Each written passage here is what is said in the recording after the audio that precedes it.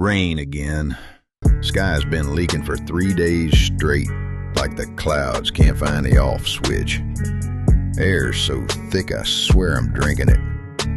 Back in Oklahoma, storms came loud, left fast. Here, just hangs like wet laundry. And just when I think I can breathe, the subway.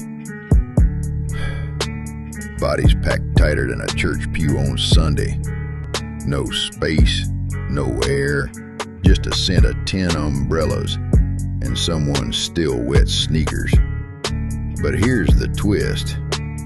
Seoul runs its trains cold, aircon roaring like a winter wind, chilling me right down to my tail. Feels like stepping into a freezer with 200 strangers. It's miserable. It's magic. This is Seoul. Double-edged, neon, and gray. Crowded, restless. It's strangely alive. And me? I'm still here, adapting, evolving, with every breath, every step, my own kind of progressive evolution.